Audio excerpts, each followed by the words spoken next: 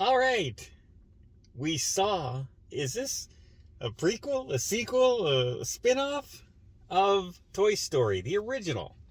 We saw Lightyear without the original cast.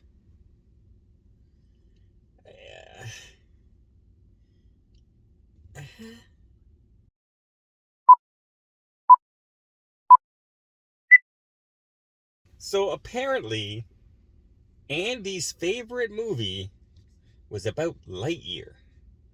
And this story is the movie that he used to watch before he got the toy, the Buzz Lightyear toy. Yeah, I was kind of pumped because I thought this was going to be the guy going out into space, and then they made a toy of the guy.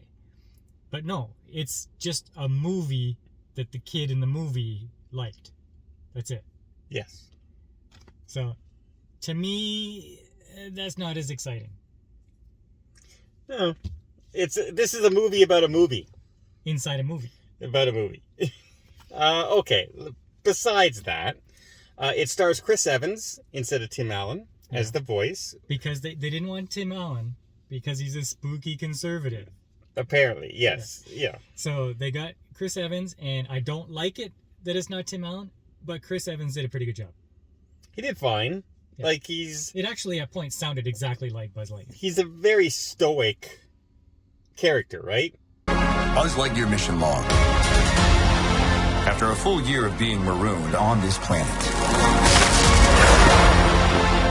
our first test flight is a go. Kind of like Captain America.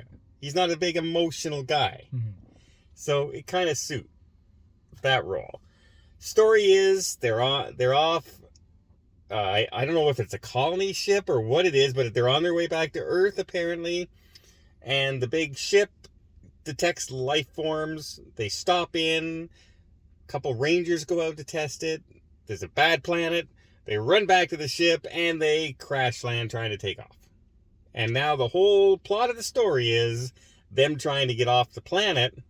And every time Buzz tries to test the fuel to get off the planet, he ages no time, but everyone on the planet ages about 4 years. That's the basic plot of the movie. Now, there were some fun moments in this, but I found there was a lot of slow parts for a cartoon. Like, I don't know how many kids are going to be very interested in this story. That was my question. I was watching it and I'm thinking, okay, now I'm enjoying this, but I don't know how many kids are going to sit there through the first act, especially. Oh, yeah. As he's testing out the fuel. And because it's not one try. It's like 40 tries. Yeah. I don't know if they would be able to make it to the action parts to be interested later on. I think they would tune out. And the action parts are very quick. They end relatively quickly. Mm-hmm. And then it's more drawn out exposition, storytelling, and thoughtfulness. And why are we, deep psychological thought process of her life story. No, there's some... Like, I found... Like they're talking about how her mother enjoyed a big life and how the only one who didn't have a life was him. But it goes on many, many times. Mm-hmm. And they repeat the same jokes many, many times. How many times did they say, got a pen? Yeah. And even the payoff for the pen was very weak. Yes, it was.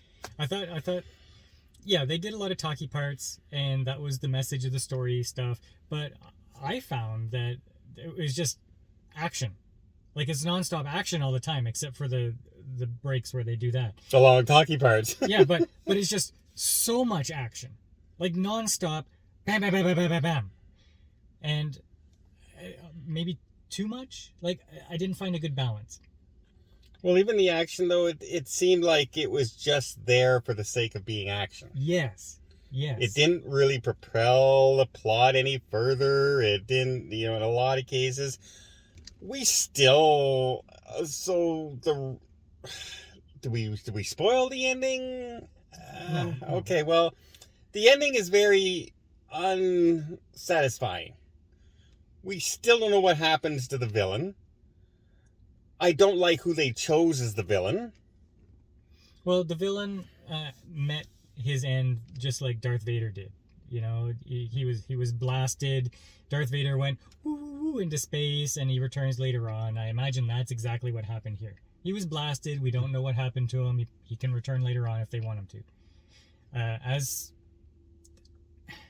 There is one thing I really didn't like about the story, is that he's the hero of the Space Rangers, and all of a sudden there's a change of command, and suddenly they're an authoritarian dictatorship government with a bunch of troopers that are like out to get him.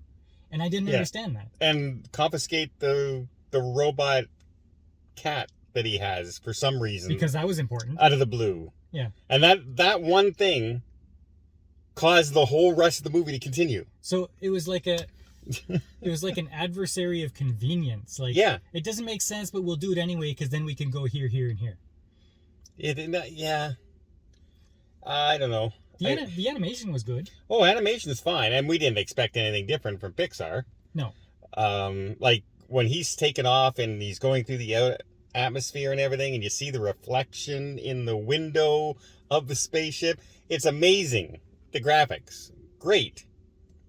I still say the weak point is the story.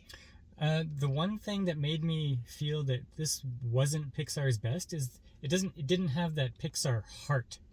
It tried. It tried, but it really did not succeed. Like, no. You think of other stories, Cars, Toy Story, Up, like those. There were emotional points in those where you said, "Oh man, that really got me." I may have even had a tear. This one, there wasn't any moment like that. No, they tried to do it with his best friend. They tried to do that emotional thing. They tried to do it with the cat. But it didn't hit us at all to me. Yeah. But all right, well, it's not a bad movie. It's a weak movie, I think. I think so too. Especially for a Toy Story spin-off kind of thing. They could have gone anywhere with this, and they went basically stay on one planet, escape mission, and like I was enjoying myself, but I did find a lot of points in the movie where I was saying, this is getting kind of long. Yeah, very long. Yeah, get to the next interesting part. And then the next interesting part was just more action for the sake of action. Yeah, that didn't really, like I said, didn't move the plot along anywhere. It just, we're going to have some creatures over here that they have to fight, and that's it. For no reason other than there's creatures there. And there's a joke. Ha, ha, ha. Yeah, I don't know. As long as they have the pen. As long as they have the pen, they're okay. Well, you predicted a 7. Yeah. Did it reach a 7? 6.5, I think. For me, I really think a kid is not going to sit there through all this. I don't think. I think it would have to be a much older kid, like almost a teenager. Yeah. 13, 12, a 5-year-old, a 6-year-old, I don't think are watching this and sitting all the way through it. Wait for Disney Plus. Because it'll be there in a few weeks. From this. Well, there you go. 6.5? Somewhere between there and 6.9. It's not quite a 7. Sorry. 6.5. All right. There you go. Lightyear had great possibilities, great animation, kind of a weak story, which seems to be the theme of the day for most movies these days. Well, until next time, I guess we'll see you on the channel.